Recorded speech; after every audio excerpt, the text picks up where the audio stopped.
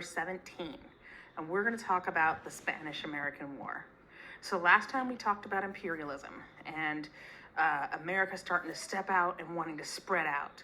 Well, here is one of the first consequences of that. So let's take a look at our learning objectives. We're going to look at the first two this time. Explain the causes of the Spanish-American War and identify the major battles of the Spanish-American War.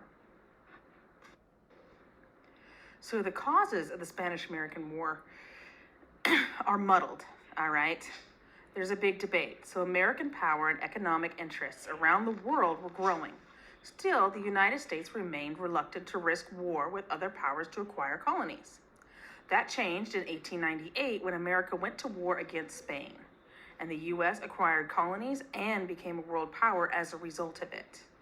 All right, so there's debate within the country of whether or not we want to risk going to war so that we can expand. So Cuba is where we're finding the biggest challenge, okay? So Spain's imperialist power was decreasing, all right? And so it had shrunk down to the Philippines, Puerto Rico, and Cuba, and Guam. I don't know why it's not mentioned there, okay? So it shrunk down to those locations. By 1897, American entrepreneurs had invested $50 million into sugarcane plantations in Cuba, all right? So American investment is already in Cuba. Now remember, those investors, those guys like Rockefeller and Carnegie, they're the ones that are, the power behind the politics, all right? So in 1895, Cuban patriot Jose Marti launched a war for independence from Spain, okay?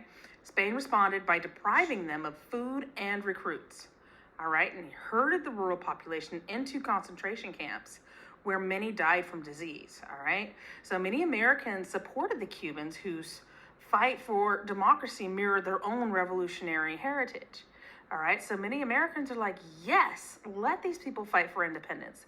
This is what we're all about. We fought for our independence. They deserve to have theirs.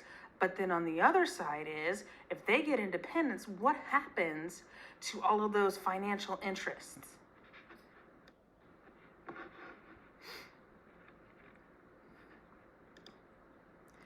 So things that influenced the push towards war and help to the desire to take Cuba, all right?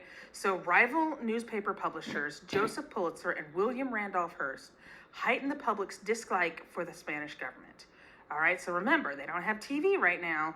They've got newspapers and books, okay? Their publications were called yellow journalism because they featured a popular comic strip character called the Yellow Kid. Okay, and they posted sensational headlines that were often exaggerated. Does this sound familiar to what maybe we deal with in our own media today? So they're sharing information about Cuba, but they're exaggerating it. They're making it worse, and so the American public doesn't like the Spanish rulers in Cuba. President McKinley, who's the president at the time, wanted Spain to quickly establish peace or the United States are going to have to step in. So McKinley's like, look, you guys need to get control over what's going on or we may have to do something because we're right here. So Spain recalled the general and offered some reforms, but the rebels wanted independence. The rebels were like, I don't care what you do for us, Spain. We want you out. We want our own country. In February, Hearst published a private letter from Spain's ambassador that called McKinley a weak and stupid president. So this fueled American jingoism or aggressive nationalism that when it comes to relations with Spain. All right, so jingoism is like a hyper-patriot. And you see this a lot lately. I would say that the really avid Trump supporters, like the really crazy ones, they would be a really good representation of what a jingoist is.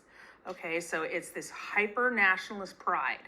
Okay, and so they have these people, the newspapers are stirring up all this hatred and anger towards Spain, fueling this crowd that they already see growing that's really hyper-nationalist, all right? They really are promoting of American ideas. So here are some examples of the media's influence. Yellow journalism. Okay, so after the destruction of the USS Maine, newspapers were quick to blame Spain for the deaths of American sailors. This image shows front page coverage of the event by Joseph Pulitzer's New York World.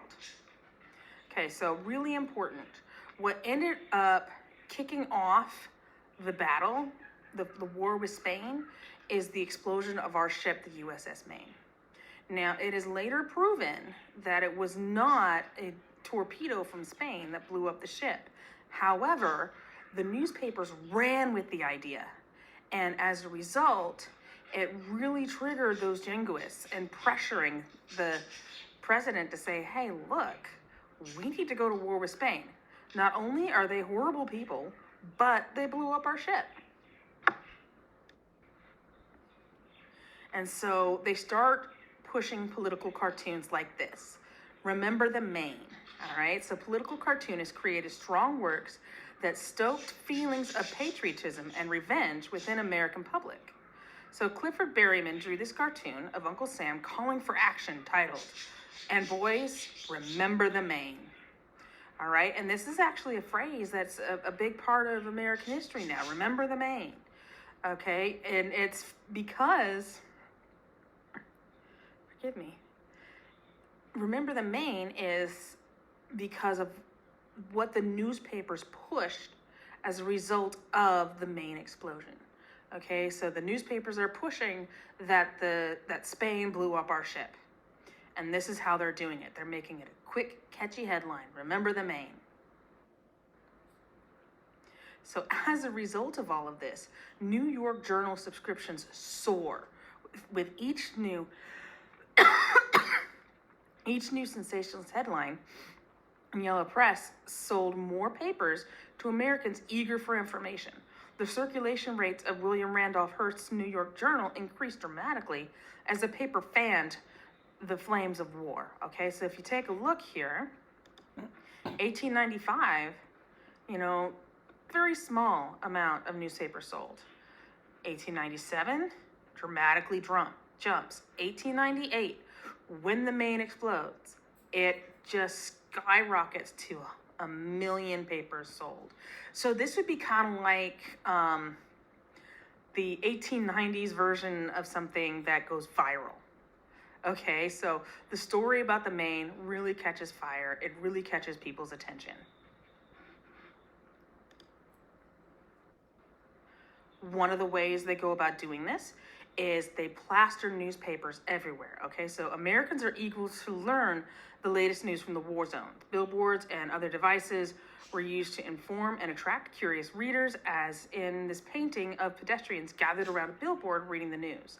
Okay, so for example, when you go to restaurants and you go to places like waiting rooms and stuff where they have the news playing all the time, this is a very similar situation. So everywhere you go, you're running into something that says, hey, remember the Maine, remember the Maine, they blew up the Maine. So let's dive into this a little bit, okay? So the Maine explodes in Havana Harbor. Of the 350 people on board, 266 of them die. The Yellow Press promptly accused Spain, even though there's no evidence, okay? McKinley ordered a naval board to investigate the cause of the explosion. On March 28, 1898, the board concluded that a mine had destroyed the battleship. Years later, follow-up investigation rose doubts about the board's conclusion. So the Yellow Press is forcing out a conclusion, all right, as where they come to the decision of, hey, maybe a mine did blow this up. We don't know, okay? So this is one of the big reasons why people debate what is the real cause of the Spanish-American War. All right, so was it, this ship blowing up? Was it yellow journalism? Was it our desire for imperialism and money? So the Spanish-American War begins. War fever gripped the nation, and the headlines read, "Remember the Maine." America demanded the abolition of Reconstruction camps and to make other concessions, and Spain agreed. but it was too little, too late. Okay, so remember, Spain was trying to control all of the crazy Cubans by putting them in essentially concentration camps. Okay, and America's like, here's the deal. You want us to get along with you? You got to get rid of these camps. Also, you need to make other concessions to the Cuban people. And Spain's like, okay, fine, we'll do that. But the problem is, it's already gone too far. On April 11th, 1898, McKinley asked Congress for permission to use force against Spain. So he asked for permission to go to war. 8 days later, Congress declared war on Spain.